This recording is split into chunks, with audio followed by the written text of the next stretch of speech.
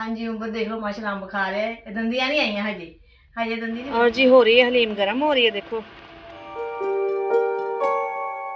देखो uncle aunty, ये हमारा छोटा सा सेन है और यहाँ हमने बाहरी किचन बना ली है। वहाँ गर्मी बहुत होती है कमरे में, इसलिए तो ये मम्मा धो रही है कपड़े। अस्सलाम वालेकुम प्यारे बहन भाइयों, की हाल चाल? थोड़ा अल्लाह ताला खुश रखे, बात रखे। जो बहन भाई परेशान, अल्लाह पाक सब दी परेशानी दूर करे। जो बीमार, अल्लाह पाक तंदुरुस्ती सेहत लंबी जिंदगी देवे। जिन्होंने औलाद नहीं है, अल्लाह ताला नेक सारी औलाद देवे। इस नेक दुआना वीडियो आगाज करते हैं जी। छोटा जिहा सेन जिवें इकरा ने दिखाया है जी, ऐसा बाहर का दरवाजा है और इन्ने क सेन में इन्नी धुप्प आती है ना, छोटा जिहा सेन है, इन्नी गर्मी होंदी है। ये कपड़े थोड़े धोने वाले पे सी और मैं कहा चल हुण वैसे भी छां है, मैं कहा धो लेंदे हैं और अपना व्लॉग भी स्टार्ट करते हैं जी।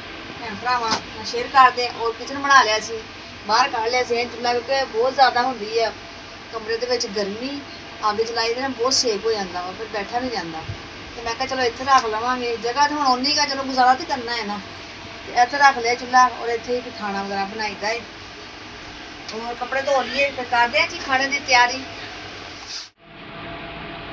और माशाल्लाह जी कपड़े धो लेने, थोड़े ਜਿਹੇ कपड़े सी जिवें तुहानूं पता मैं नाल धो लेनी जिवें कपड़े होण, क्योंकि मशीन ते है नहीं, हत्थ नाल धोने हुंदे आ, जमा नहीं मैं करदी।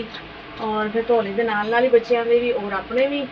उमर सुत्ता आया सी, मैं कहा जल्दी जल्दी काम कर लवां, बच्चा सो जाए और काम कर लवो, क्योंकि बच्चे काम नहीं फिर करन दिंदे।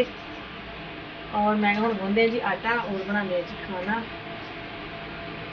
और जी कपड़े।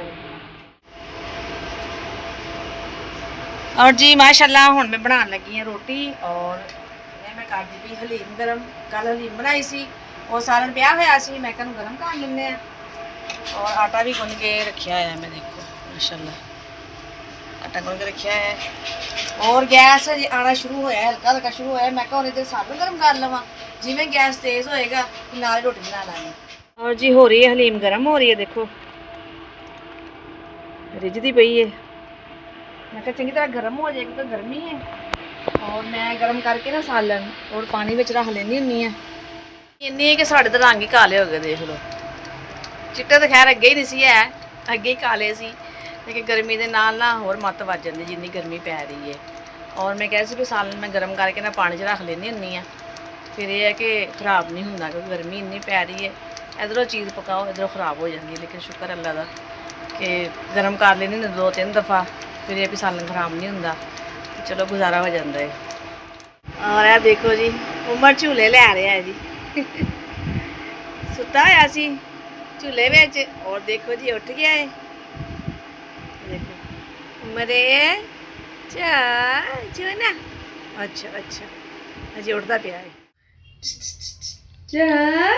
अजे भी नींद आई लगता उमर नूं, बच्चे सुते होंदे आखी तो जल्दी जल्दी काम कर ली और रोटी बना लगी है। देखो माशाल्लाह उठ गए सी, पता लग गया सी मम्मा काम करन लगी, मम्मा रोटी बनाने लगी सी, फटाफट उठ गई सी हैं, फटाफट उठ के नींद पूरियां हो गई। हजे भी नींद है अखां दे विच।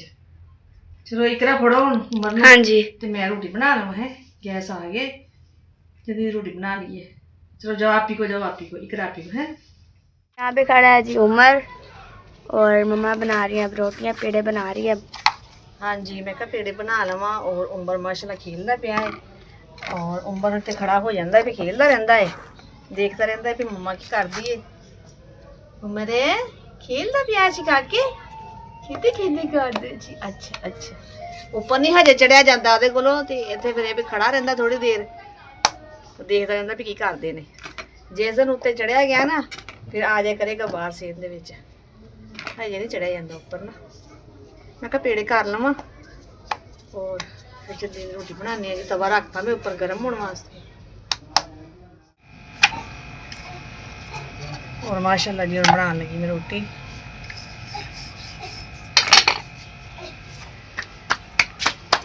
गरम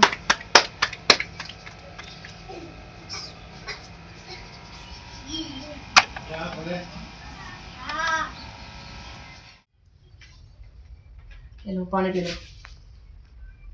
माशाल्लाह जी खाना तैयार है। और साढ़े अंब, फलां दा बादशाह अंब, गर्मियां दी सौगात। देखो जी गर्मी विच अंब खाई दे जी रोटी दे नाल, बड़ा मज़ा आंदा जी रोटी नाल अंब खाइए। ਅੰਬ ਨਾਲ ਰੋਟੀ ਖਾਈਦੀ ਏ। ਆ ਜੇ ਜਿਸ ਭੈਣ ਭਾਈ ਨੇ ਖਾਣੀ ਓਏ ਹੋਏ ਤੁਸੀਂ ਸ਼ੋਰ ਕਰ ਲਓ। ਬਿਸਮਿਲ੍ਲਾਹਿਰਰਹਿਮਾਨਿਰਰਹੀਮ। ਆ ਗਏ ਉਮਰ ਆ ਗਏ ਮੇਰੇ ਕੋਲ ਆ ਗਏ ਉਮਰ ਨੂੰ ਪਤਾ ਲੱਗ ਗਿਆ ਜੀ। ਉਮਰ ਨੂੰ ਪਤਾ ਲੱਗ ਗਿਆ। ਉਮਰ ਨੇ ਸਾਰੇ ਕੰਮ ਸਿੱਧੇ ਪੁੱਠੇ ਕਰ ਦੇਣੇ ਹਨਾ। ਹਾਂਜੀ ਅੰਬ ਖਾਣਾ ਉਮਰ ਦੇ? ਆ ਲਓ ਅੰਬ ਖਾਓ ਤੁਸੀਂ। ਅੰਬ ਖਾਣਾ ਆ ਲਓ ਜੀ। ਤੇ ਵਾਕਈ ਅੰਬ ਨਾਲ ਰੋਟੀ ਖਾਣ ਦਾ ਬੜਾ ਮਜ਼ਾ ਆਉਂਦਾ ਹੈ। ਜਿਹੜਾ ਵੀ ਭੈਣ ਭਰਾ ਅੰਬ ਨਾਲ ਰੋਟੀ ਖਾਂਦਾ ਹੈ ਕਮੈਂਟ ਵਿੱਚ ਜ਼ਰੂਰ ਦੱਸੇ ਕਿ ਵਾਕਈ ਮਜ਼ਾ ਆਉਂਦਾ ਹੈ ਕਿ ਨਹੀਂ। ਅੱਜ ਜਿਸ ਭੈਣ ਭਾਈ ਨੇ ਖਾਣੀ ਹੈ ਜੀ ਹਲੀਮ ਦੇ ਨਾਲ ਖਾਣਾ ਸਾਡੇ ਨਾਲ ਮਾਸ਼ਾਅੱਲਾ ਤਿਆਰ ਹੈ।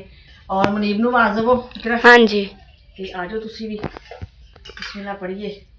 और जी बहन भाई ये साड़ी आज की वीडियो से इंशाल्लाह फिर मिलेंगे अच्छे व्लॉग लैके। तो साड़ी वीडियो पसंद आए तो लाइक शेयर करियो। जो भी बहन भाई सब देख रहे हैं पाकिस्तान इंडिया बरोने मार्ग तो सब नो अस्सलाम वालेकुम। हाँ जी उम्र देख लो माशाल्लाह अंब खा रहे हैं। दंदियां नहीं आई हजे दंदी नहीं वड्डी जा रही। पाकिस्तान जिंदाबाद। अल्लाह हाफिज।